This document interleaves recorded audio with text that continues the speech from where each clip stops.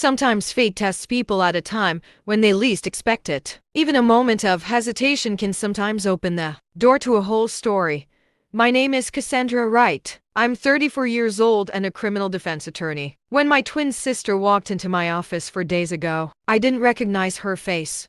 A purple, swollen face, the fear and despair in her eyes. And when she told me her husband had done it, I made a decision in that moment, a decision that would change our lives forever.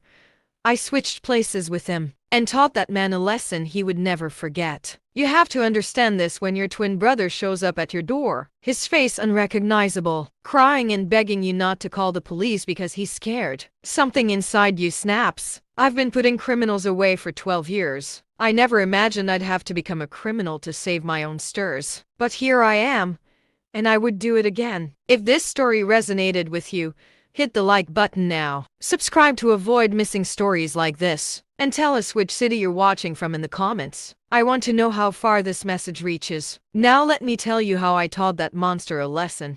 First, you need to understand my brother and I were not just twins. We're completely identical. Same face, same voice, same gestures. Growing up, sometimes even our parents couldn't tell us apart. We'd switch seats at school, fool our teachers, and play pranks on our friends. Those times were fun, innocent. We were inseparable, like two halves of one soul. That's what my mother used to say. But life loves to tear people apart, doesn't it? After college, I studied law. Natalie became an elementary school teacher. I moved to the city, working 80-hour weeks, fighting tooth and nail to make it to partnership. She stayed in town, teaching second graders how to read and write. I was after success. She was after peace, maybe normalcy, maybe a family. And that's when he met Derek with Callahan. God, I should have seen the signs. I should have been more careful. But I was too busy building my career, taking depositions, winning cases, making a name for myself. I missed the warning signs. I missed everything. Derek seemed perfect at first. A medical device sales representative. Good job. Decent money. Charming as hell. The kind of guy who opened doors, pulled out chairs, said all the right things. How he talked about Natalie at their wedding, that she was the best thing in his life, that he'd spent his whole life making her happy. I looked at my sister in her white dress, glowing with hope. She deserves this, I thought. She deserves to be loved like this. How stupid I had been. After the wedding, the distance between us grew. At first, I thought it was natural. She now had a husband, then a baby, my niece Sophia. My cases were piling up, and my clients were demanding my attention. We went from talking daily to once a week, then once a month, then only on holidays and birthdays. And every time I saw him, he seemed smaller and quieter, as if someone were slowly lowering his voice and dimming his light. I told myself things. Marriage changes people. Motherhood changes people. I lied to myself so much, because the truth was too scary to face. My twin brother, my other half, was being destroyed right before my eyes, and I was too blind to see. Until 4 days ago, it all started with a sentence, and nothing has remained the same. It was a Tuesday afternoon. I remember because Tuesdays are my light days. Just paperwork. No court hearings. I was in my office, reviewing case files, sipping my now cold coffee when my secretary called. There was a note of concern in her voice. Miss Wright, your sister is here. But Cassandra, she doesn't look well. My heart sank before I even saw her. I told my secretary to come in and put all my calls on hold. The door opened, and when I looked up, I swear, for a moment I didn't recognize the woman standing there. He was wearing sunglasses. Inside my office, which had no windows facing the sun. He was wearing long sleeves, even though it was 30 degrees outside, a turtleneck in the middle of summer, and he was limping. He was guarding his left side, as if every step sent waves of pain through his body. Natalie. I stood up. My lawyer brain kicked in immediately. I was cataloging the details. I was building a case before I even knew what the case was. What happened? What's wrong? He didn't answer. He just stood there, shaking. I walked around the desk, closed the distance between us, and locked my office door. Secrecy. Whatever was going to happen, it needed secrecy. Take off your glasses, I said. My voice came out harsher than I intended.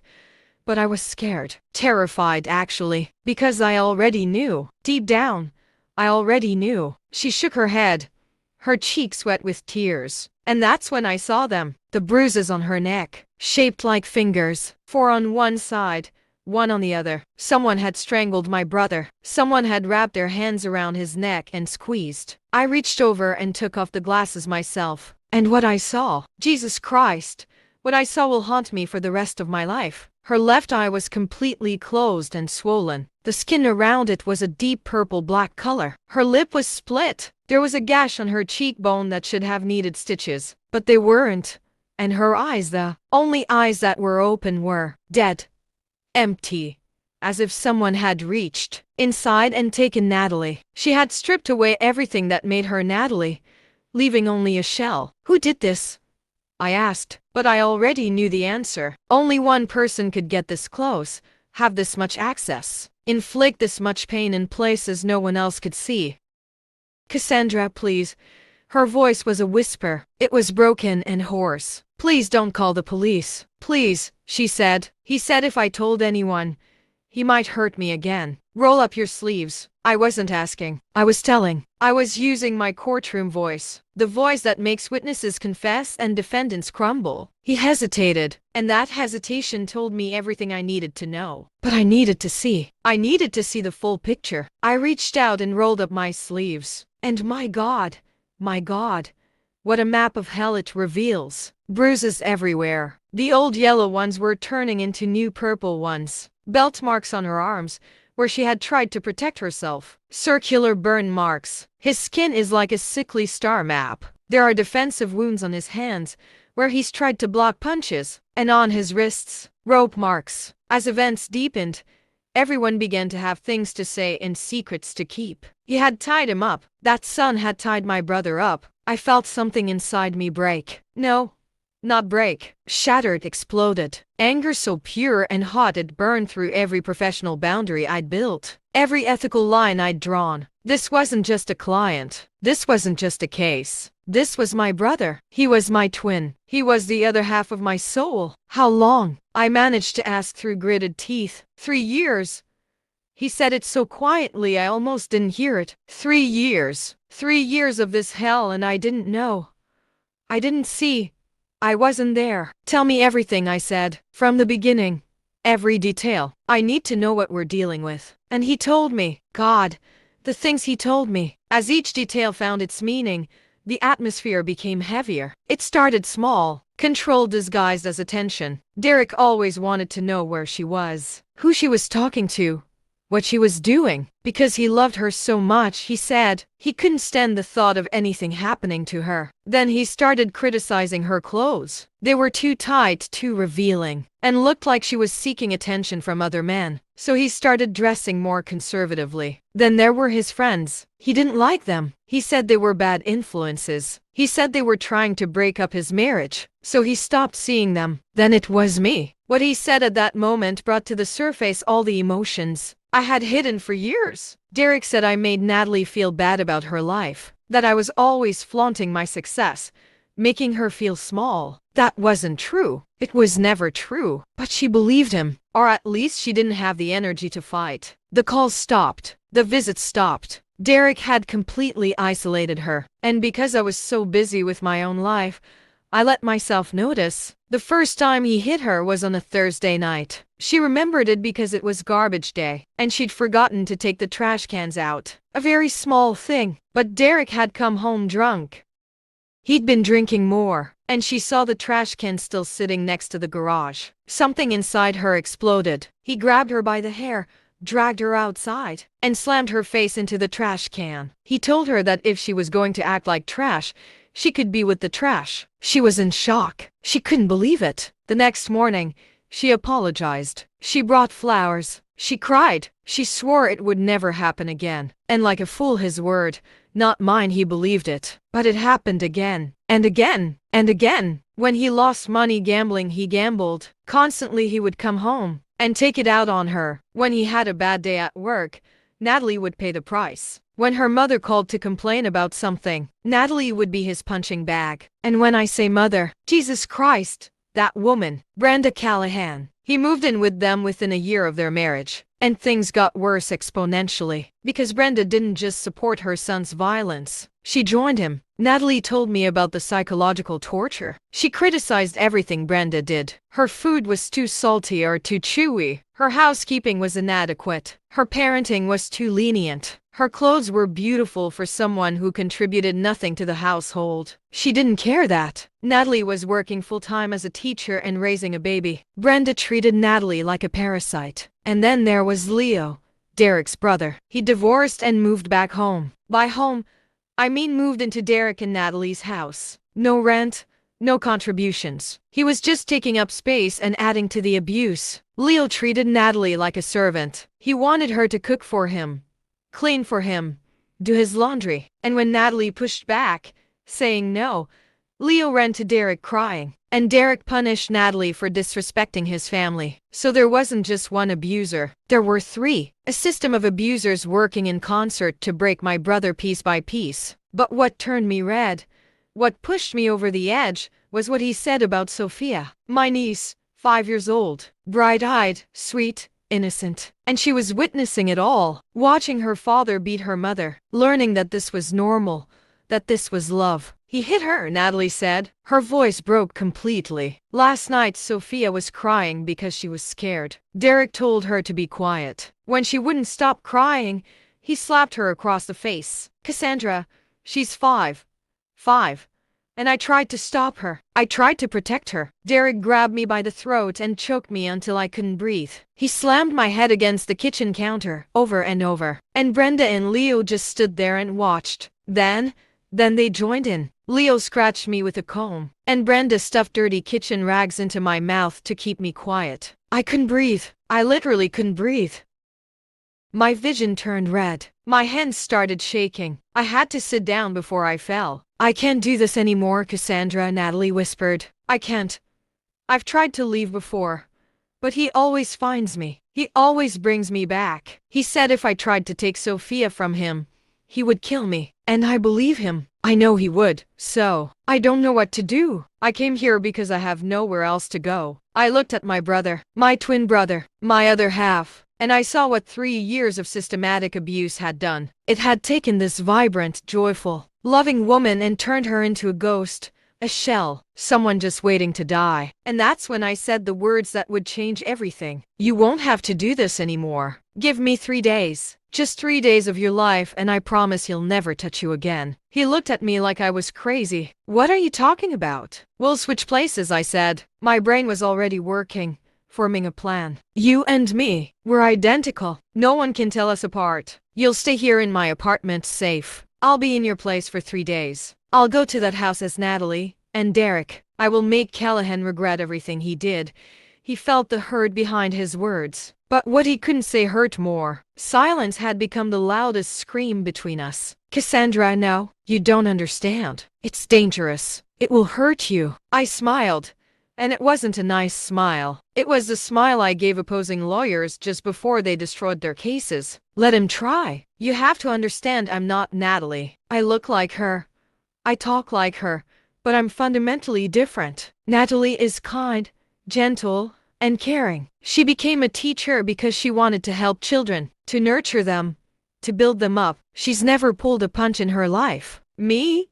I'm a criminal defense attorney. I've been in courtrooms for 10 years, facing prosecutors, judges, and hostile witnesses. I've defended rapists and murderers not because I believe they're innocent, but because everyone deserves a defense. I've learned to be tough, cold, and strategic. And outside of work, I box. I'm in the ring 3 times a week, hitting the bag, doing fitness, working out. I know how to take a punch. More importantly, I know how to throw a punch. So when I walked into that house Wednesday evening, opened the door using Natalie's keys, and stepped into that suburban prison, I wasn't afraid. I was ready. The house looked normal from the outside. Nice neighborhood, well-kept lawn, 2-car garage. But inside, God, it felt like a tomb. Dark, stifling. The air itself was heavy with violence and fear. The moment I closed the door, I heard her, Brenda's voice, sharp and demanding, cut through the house like a knife. Natalie, is that you? Where have you been all day? You know Derek gets home at 6 and dinner hasn't even started yet. I took a deep breath and channeled my brother. I made myself smaller, slumped my shoulders, lowered my eyes. I walked into the kitchen where Brenda was sitting. A stack of magazines was on the table in front of her, a glass of wine in her hand. This woman had lived in my brother's house for 2 years, contributed nothing, and had the audacity to complain that dinner wasn't ready. Sorry, I said, using Natalie's soft voice. I'll get started right away. You'd better get started, Brenda said, without even looking up from her magazine. And make something nice this time. Last night's chicken was dry. I opened the fridge, cataloging everything I saw. Evidence. I'm always collecting evidence. I pulled out the ingredients and started cooking. And that's when Leo swept in. He was exactly as I'd imagined him, overweight, badly dyed blonde hair, and a perpetual look of contempt on his face. Oh, good. You're finally home, she said, collapsing onto the living room couch. Get me a Coke and some potato chips. I'm starving. Nothing was as simple as it seemed, and I realized it too late. I brought him a Coke, and as I handed it to him, I studied his face, memorizing every feature, every expression. I was thinking of all the ways I could make him pay. Then Sophia came downstairs. My heart broke all over again when I saw her. She looked so much like Natalie as a child, big brown eyes, curly hair, a smile that could light up a room. But she wasn't smiling. She crawled down the stairs like a mouse, trying not to make any noise, trying not to be noticed. Mom, she whispered when she saw me. I knelt down and opened my arms. He ran into my arms. I hugged my nephew for the first time in months, feeling his small body tremble against mine. And right then and there, I made a silent promise. This ends now. No child should live in fear. Not in their own home. Never. At 8 o'clock, I heard the garage door open. Derek was home. My whole body tensed, every muscle engaged, ready. I was about to face the man who had terrorized my brother for 3 years. The man who had put his hands on his throat. The man who had slapped a 5-year-old child. The door slammed open. He was already drunk. I could smell him from across the room. Bourbon and anger. A sickening combination. Natalie, she shouted. Where's my food? He was tall, I'll admit. About 6'8". Probably 200 pounds. He was generally handsome. Good hair, good teeth, good suit. The kind of guy who convinced doctors and nurses to prescribe his company's medications. The kind of guy who knew how to hide who he really was. But I could see him, the real him, the monster beneath the suit. It's ready, I said quietly, setting his plate on the table. I'd made steak, mashed potatoes, green beans, and I'd intentionally lightly seasoned everything. Not too much to be noticeable, but enough to be noticeable. He sat down. He didn't thank her. He didn't even acknowledge anyone else at the table. He simply picked up his fork and knife, cut into the steak, took a bite, and his face changed. Hell is this? He spat the food back onto his plate. It tastes like cardboard. Can't you do anything right? I took a deep breath. Brenda jumped in immediately, as if waiting for her cue. I'm telling you, Marcus, she can't cook. She can't clean. I don't know what you see in her. Leo laughed from the couch. She can't do anything but make babies. Derek stood up, and that's when I saw it. The violence seething just beneath the surface. He moved closer to me, where I stood by the stove. His body language was pure predatory. He was used to Natalie cowering, retreating, apologizing, pleading. I didn't move. I didn't flinch. I just looked into his eyes. I work all day, he said, his voice low and dangerous. I put food on this table, clothes on your back, a roof over your head. And this is what you give me. Trash? He raised his hand. I'd been expecting this. 3 years of Natalie's reports had prepared me. It always started with a slap. An open palm strike designed to hurt as much as humiliate. His palm came towards my face and I caught his wrists in the air. The shock on his face was beautiful. Absolutely beautiful. He was a big man, accustomed to using force on a woman 15 kilos lighter than him. But I was training. I was boxing. And more than that, I was filled with 3 years of anger. I squeezed her wrist. Not enough to break it, but enough to hurt. Enough to let her know something had changed. That the woman she knew wasn't who she thought she was. Not tonight, Derek, I said. my voice still soft but with a sharpness he'd never heard from Natalie before. "I've had a long day too." He tried to pull his wrist away. He couldn't. His face flushed, shame and anger mixing into something dangerous. He tried to use his other hand to separate my fingers, but I held on tight for 3 more seconds, long enough to get my message across. Then I released him. Derek stumbled back, stroking his wrist, looking at me as if I'd grown a second head. Brenda gasped. "Natalie, how dare you lay a hand on my son?" Leo sat upright on the couch. "Girl, you're completely out of your mind." But Derek just stood there, breathing heavily, staring at me. I could see the calculation in his eyes. He was trying to figure out what had changed, how to regain control. He was used to winning, used to dominating, and I had shown him the game had changed. "Dinner is getting cold," I said calmly. "You should eat it." Then I walked away. I left them there, confused, angry, and uncertain for the first time in 3 years. I went upstairs and put Sophia to bed. I read her a story, The Paper Bag Princess, about a princess who saved herself and didn't need a prince. It seemed appropriate. She fell asleep holding my hand, and I sat there for a long time, just watching her breathe, thinking about all the nights she'd slept listening to her mother beat. Never again, never again. Around p.m., I heard footsteps outside the bedroom door. 2 sets, Brenda and Leo, coming to put me in my place. I'd expected it. Abusers hate losing control. I'd challenged the entire family hierarchy. They had to respond. Every step I took brought me closer to an irreversible truth. Sophia wouldn't wake up and went out into the hallway. 2 women were waiting, their arms folded, their faces stern. "We need to talk," Brenda said. "About what?" I asked, keeping my voice neutral. "About your attitude," Leo said. "About your little trick down there. Do you think you can embarrass Derek like that in his own home?" "The house is in my name,"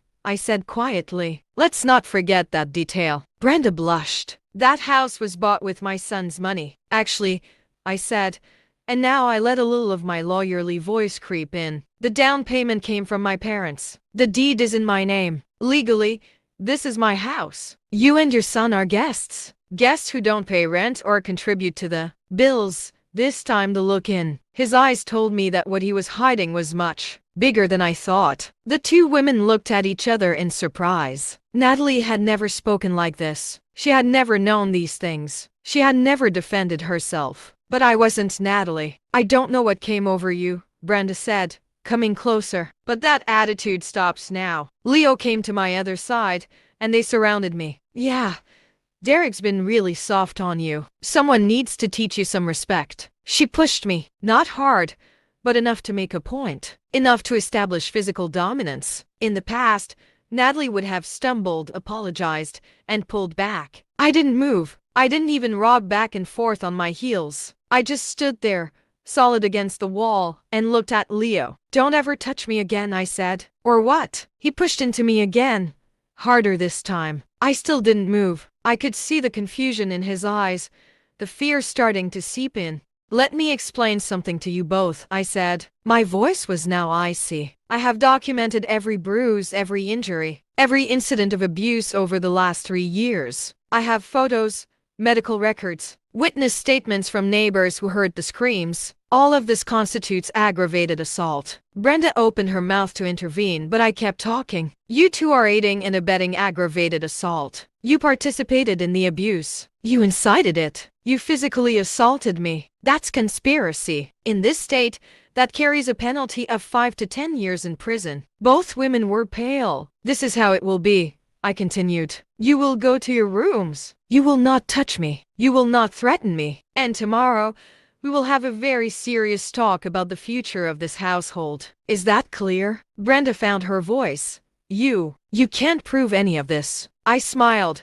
"I'm a lawyer, Brenda. Proving things is literally my job." I turned and walked back to Sophia's room, closing the door behind me and leaving them in stunned silence in the hallway. This was the first confrontation. I had determined that the old power dynamic had been broken, that Natalie would no longer accept it. But I knew it wasn't over. Not remotely. Derek wouldn't let this stop. His ego, his pride, his need for control, all of it had been challenged. He would retaliate. The only question was when and how. I got my answer the next morning. I'd gotten up early, made Sophia breakfast, and got her ready for school. Brenda and Leo were avoiding me, staying in their rooms, whispering to each other. Derek had fallen asleep on the couch, too drunk and too disoriented to deal with anything from last night. But when I returned from dropping Sophia off at school, he was waiting for me, sober, angry, determined. "We need to talk," he said. "In the bedroom. Now." I followed her upstairs, closed the door, and waited. She turned to me immediately, grabbing my arm with the same grip that had left bruises on Natalie for years. Her fingers dug into my flesh hard enough to hurt, hard enough to leave a mark. "I don't know what came over you," he said, his face close to mine. "But it stops now. Today. Right now. You're my wife. You do what I say. You respect me. You know your place." "You're hurting me, Derek," I said calmly. "Good." He squeezed harder. "Maybe you'll remember that. Maybe you'll think twice before embarrassing me again." I didn't fight her. I didn't resist. I just let her grip my arm. I let her fingers dig in deeper. I let her create fresh bruises on top of Natalie's old ones. Because every second of this was being recorded. The hidden camera I'd placed in the bedroom yesterday was capturing everything. The voice recorder in my pocket was picking up every word. Evidence. I was always collecting evidence. As his sentences slowly poured out, everything I experienced began to make sense. "You think you can change?" Derek continued, his voice rising. "You think you can grow a backbone? You're nothing without me. Nothing. You were nothing when I met you, and you're still nothing. A teacher is no one who raises a child alone with no money. I gave you everything. Is that what you tell yourself?" I asked. His hand rose.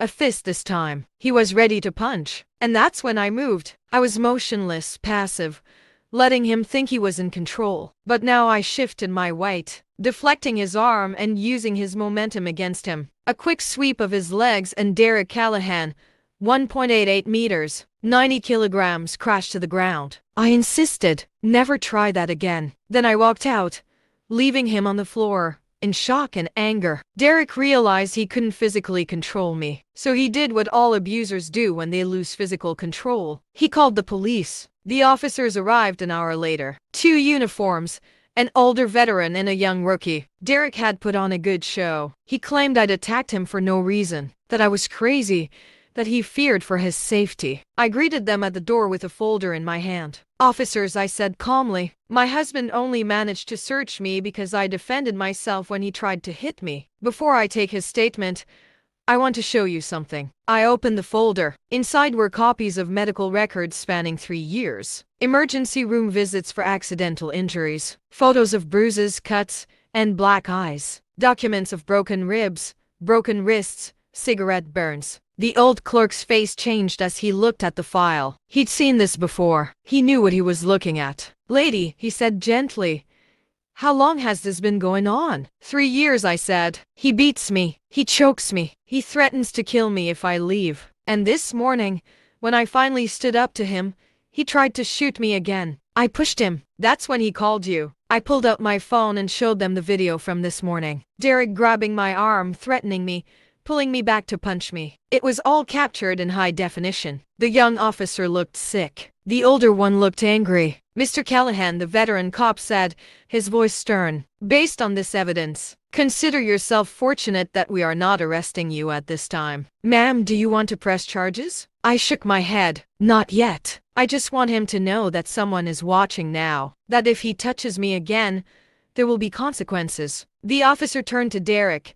his face whiter than snow. "Sir, we'll be filing a report on this. We'll be watching this address. If we're called back here, if anything happens to your wife, you'll be arrested. Got it?" Derek nodded silently, mute with shame and anger. The police left, and Derek realized he couldn't use the law against me. He couldn't use physical force against me. He was running out of options. But his family wasn't done trying.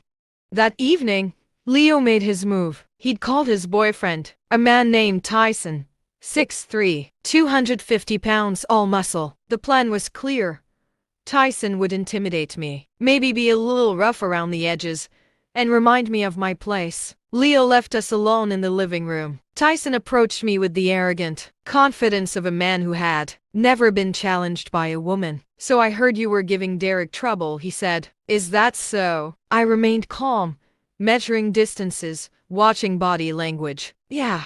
And look, I don't like it when women disrespect good men. Derek, he's a good man. He takes care of his family. You're out here creating drama and causing trouble. It's not right. He reached out to me, and I moved. A quick sidestep, grabbing his arm, using his forward momentum and my hip as a fulcrum. A basic judo throw, the kind I'd practiced 1,000 times. Tyson flew. All 115 pounds of him crashed through the coffee table, landing on splintered wood and broken glass. He looked up at me from the floor, shock and pain written all over his face. This attack, I said calmly. It's on camera. Multiple cameras, actually. They're all over the house, hidden, recording everything. If you want to try again, go ahead. I'll have you arrested for home invasion and assault. 5 to 7 years. Tyson jumped up and ran out of the house like his pants were on fire. Leo yelled at me, called me crazy, called me a demon. I just smiled and told him he'd better start looking for a new place. Derek and Brenda had seen it all. I could see it in their eyes. Fear was beginning to set in. This wasn't Natalie. This was someone else. Something else. And they didn't know how to handle it. That night,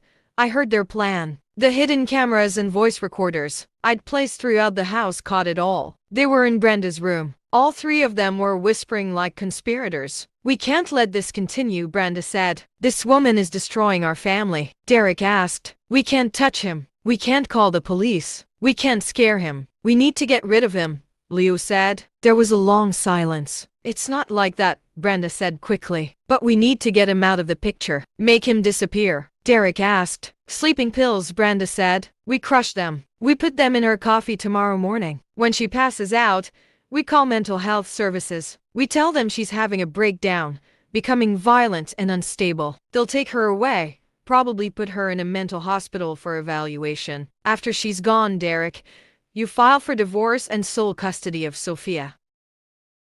My blood ran cold listening to this. Not because I was afraid, but because they were planning to drug me, put me in a mental hospital, to take my nephew from his mother. These people had no boundaries, no limits, no conscience. Good.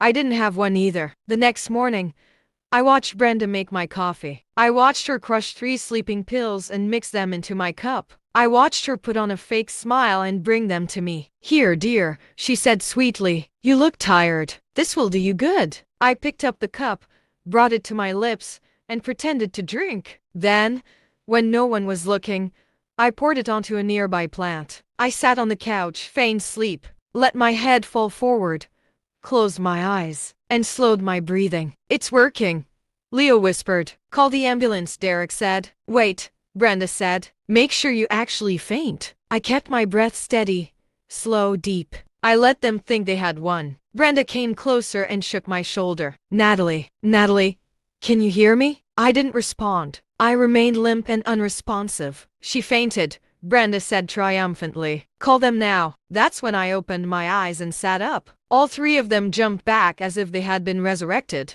I didn't drink, I said calmly. I watched you crush the pills, Brenda. I watched you mix them. And I recorded it all. Attempted poisoning. That's a Class B felony. 20 years minimum.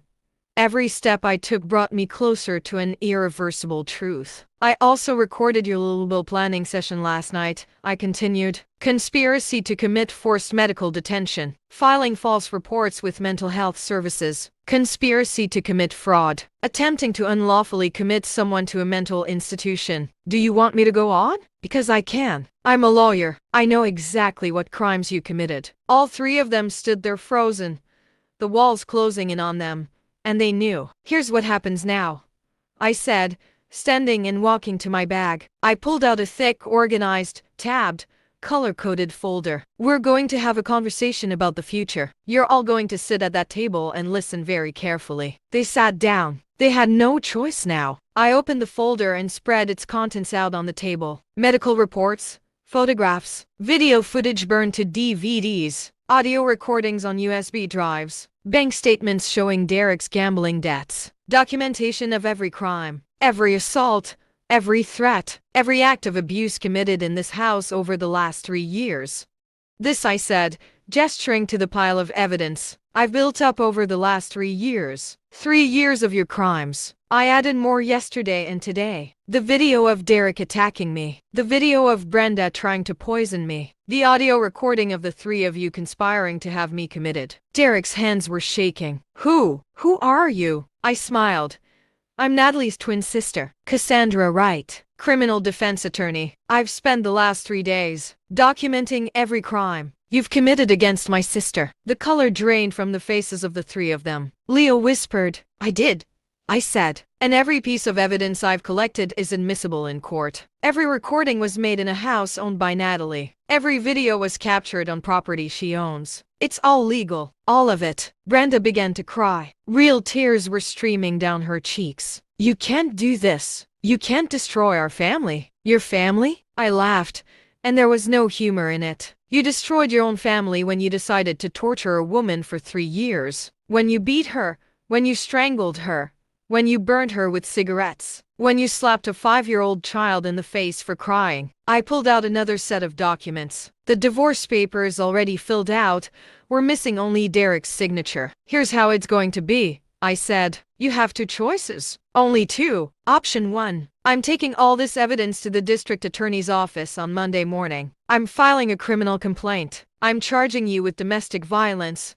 assault, battery, attempted poisoning, conspiracy, and about a dozen other offenses. Between the 3 of you, you face a combined sentence of 40 to 60 years in prison. All 3 of them were crying. Now Derek, the big tough guy who liked to beat women, was sobbing like a child. Or, I continued, option 2. You sign these divorce papers right now. You agree to Natalie getting full custody of Sophia with no visitation rights. Derek, you pay $3,000 a month in child support until Sophia turns 18. That's 13 years. So, $468,000 total. Natalie keeps the house. It's in her name anyway. Derek, you, your mom, and your sister move out within the next 24 hours. And I'm getting a restraining order against all 3 of you. A minimum of 500 feet apart at all times. We don't have that kind of money, Derek said. I smiled. There is. I've seen your bank statements. Derek, you have about $40,000. In your $401,000, your mom has a severance package from your dad's job. There's $900,000 hidden away in a jar in the garage, wrapped in plastic. Brenda gasped. How? How did you? I'm careful and meticulous, I said. You'll convert assets into cash. You'll get loans. I don't care how you get the money, but you will, because the alternative is prison. And trust me, prison is much, much worse. I let this sink in for a moment. I watched them process their options. I watched them realize they had no leverage, no power, no way out except what I was offering. You have until 5 o'clock today to decide, I said. If you choose option 2, Derek will sign these papers, and we'll go to the bank together to set up a payment plan. If you choose option 1, or nothing at all, I'm making a call, and you'll all be handcuffed until dinner time. I gathered my evidence and put it back in my bag. I'm going to pick up Sophia from school now. I want your decision when I get back. I left them on that table. 3 people who had terrorized others for years, now completely powerless and terrified. Sophia's school felt surreal. I had done it. I had dismantled the entire structure of abuse. Systematically dismantled it in 3 days. But it wasn't over yet. The final confrontation was still to come. Picked up my niece and took her back to my real apartment, where Natalie was waiting. The mother-daughter reunion was everything I'd hoped for. Tears, hugs, kisses, and laughter. Sophia continued to touch her mother's face, as if she couldn't believe it was real. Mom, you look different, Sophia said. You look happy. I'm happy, baby, Natalie said, crying and smiling at the same time. I'm so happy. Natalie and I talked in the kitchen while Sophia watched cartoons. We're almost done, I told him. Tonight, you will be legally, officially free. Cassandra, what have you done? He asked. Everything necessary, I said. No more. No less. At 4:30, it was Derek. We'll sign, he said, his voice hollow. We'll do whatever you want. Just don't put us in jail. I'll be there in 30 minutes, I said and hung up. Natalie went back home with me. It was time for the final act. It was time for Derek to see what he had lost. It was time for him to understand the full extent of his failure. We walked in together, Natalie and I, twin sisters side by side. The looks on their faces when they saw us were priceless. Confusion, terror, the dawning realization that they'd been set up from the very beginning. "Hello, Derek," Natalie said softly. "Are you surprised?" Derek's mouth opened and closed like a fish. "But you... how?" "My sister saved me," Natalie said. "She did what I couldn't. She fought back. Now you're going to give me my life back." I spread the divorce papers out on the table. "Sign here, here, and here. Initial here." Derek picked up the pen with a trembling hand. He looked at the paperwork, the terms, the life he was about to lose. Then he looked at me. I leaned in closer. "Try. Please try. Give me one reason to skip the civil route and go straight to criminal charges. I'm begging you." He signed the papers. Every page, every line, every initial. His hand trembled the entire time, but he signed. Brenda was next. She had to sign an agreement to vacate the property, release any claim to the house, and stay away from Natalie and Sophia. She glared at me with pure hatred as she signed. "You are evil. You are a devil," he said. "No," I said. "I am justice. There is a difference." Leo signed his agreement without a word. He was done with the fight, the pretense. He just wanted to escape with whatever dignity he had left. Once all the paperwork was signed, I gathered it up and put it in my bag. Legal, binding, enforceable. "You have to be out of this house by 5 o'clock tomorrow," I said. "Get your things. Nothing that belongs to Natalie or Sophia. I'll be here with a deputy to keep an eye on it. If you're not out by then, you'll be removed by force." Derek stood up. He was a big man, and for a moment I thought he might try something, some final act of violence. I was ready for it, even hoping for it. But he just stood there, broken and defeated. "What kind of person are you?" he asked again. "What kind of person does this?" "The kind that loves its brother," I said. "The kind that protects its family. The kind that doesn't let monsters win." Natalie's hand. "Let's go home." We walked out of that house together, leaving Derek and his family behind, leaving 3 years of hell behind, walking towards freedom. The next day, I was there at 5 o'clock sharp with the sheriff's deputy. The house was empty. They'd taken their belongings and disappeared, probably to Brenda's sister's place across town. Fine. The farther, the better. I changed all the locks. I installed a proper security system. I installed cameras, visible this time, not hidden. I made sure Natalie and Sophia were safe. Over the next few weeks, I watched my brother transform. He started smiling again, a genuine smile, not the forced, scared smile I'd seen for years. He laughed. He played with Sophia. He went back to teaching and really enjoyed it. Sophia changed too. The fear left her eyes. She stopped flinching at loud noises. She made friends at school. She drew pictures of herself and her mother. In each picture, both were smiling. Derek tried to fight the custody arrangement. Of course he did. People like him always do. But I represented Natalie in family court and brought every piece of evidence I could gather. The judge looked at medical records, photographs, Derek's. She took one look at the videos of him attacking Natalie and terminated his parental rights on the spot. No visitation, no contact, nothing. The alimony payments came every month. Derek had to sell his car, cash out his retirement, take out a loan. Good.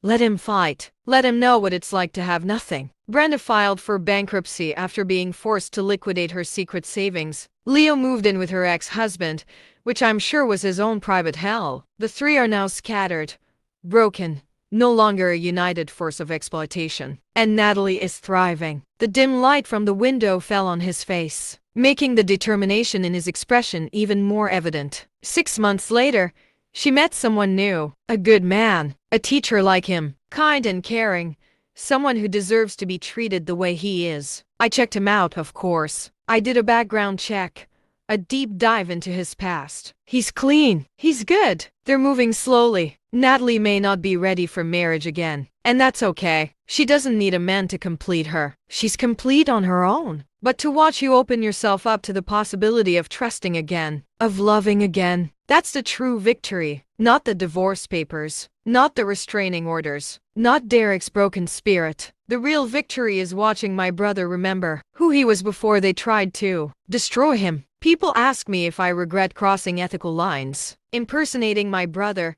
trapping Derek and his family, essentially becoming an outlaw. And my answer is simple.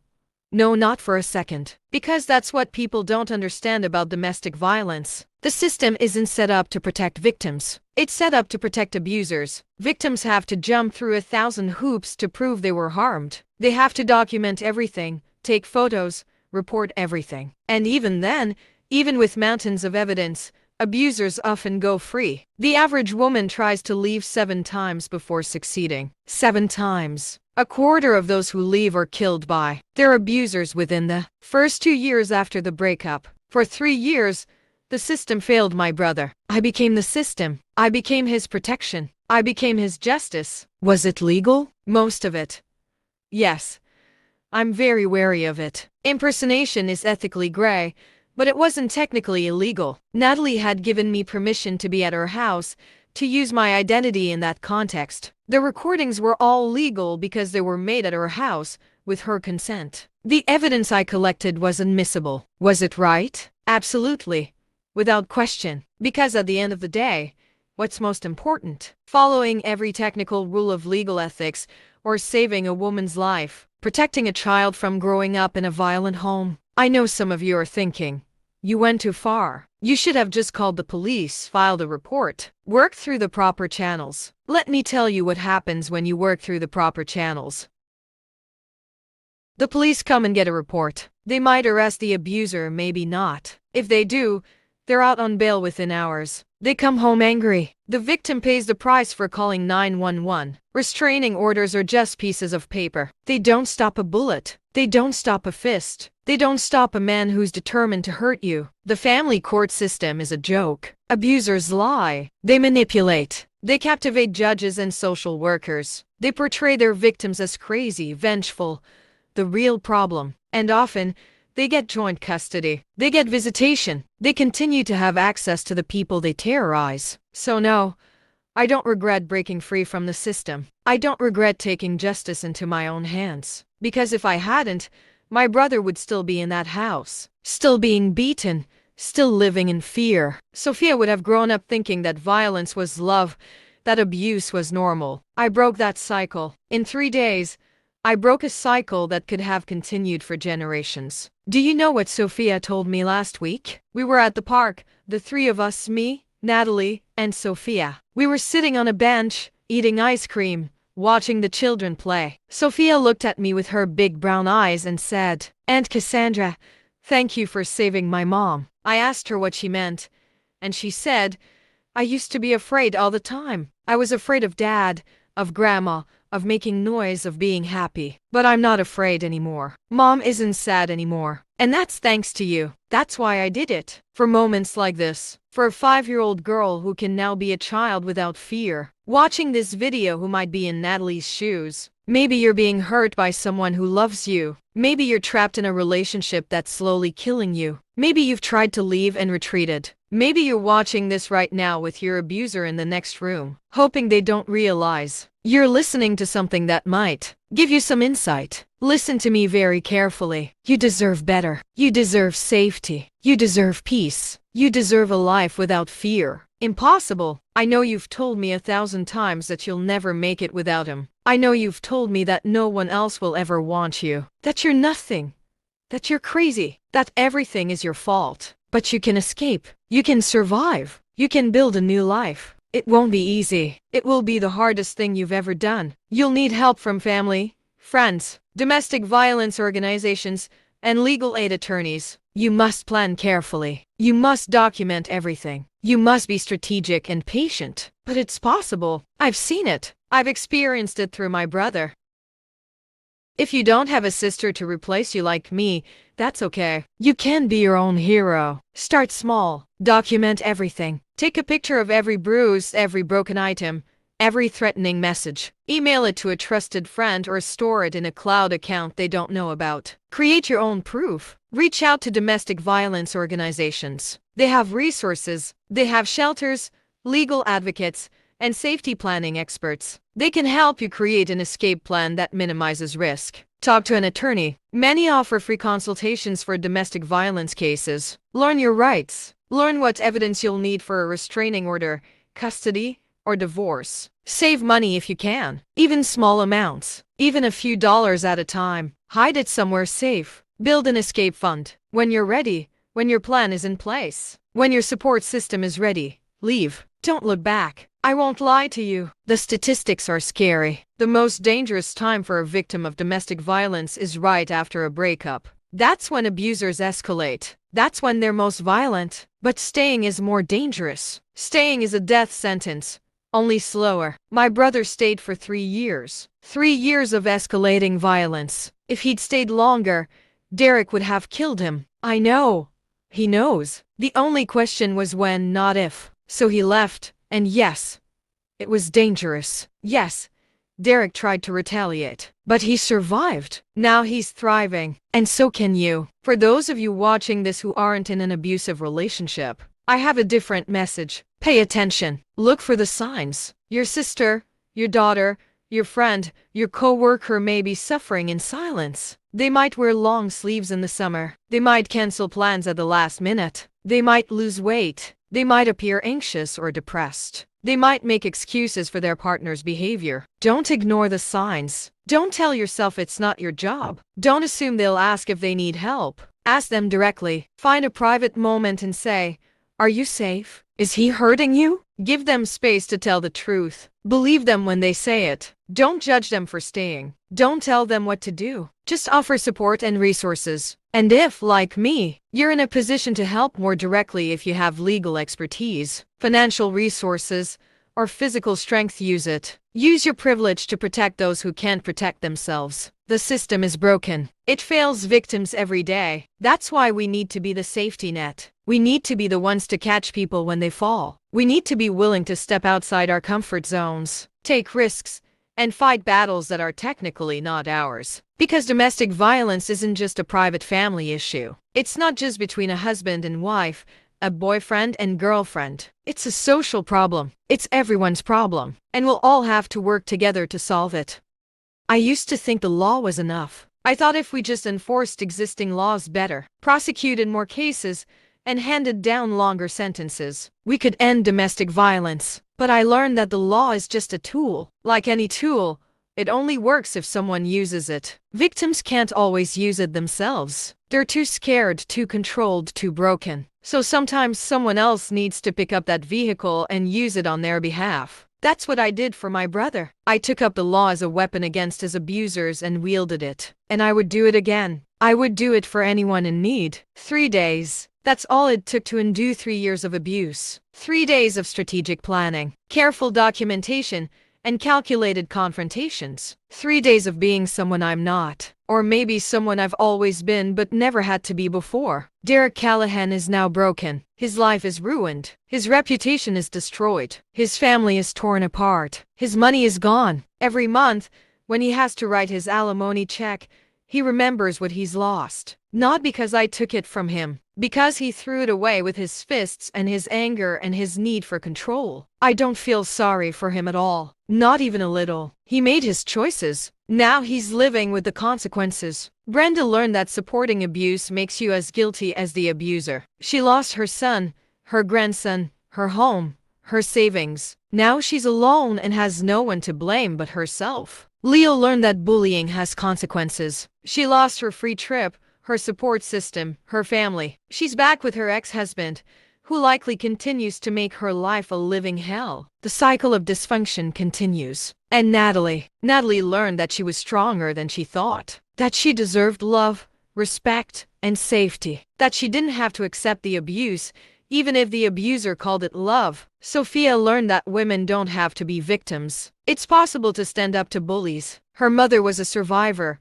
Her aunt was a fighter. And she comes from a line of strong women who don't back down from fear. And I've learned that sometimes being good means breaking the rules. Justice and legality aren't always the same thing. The most important battles are the ones we fight for the people we love. I'm Cassandra Wright. I'm 34 years old. I'm a criminal defense attorney who impersonated my sister for 3 days to save her from her abusive husband. And I would do it again in a heartbeat. These events changed them. Some became stronger.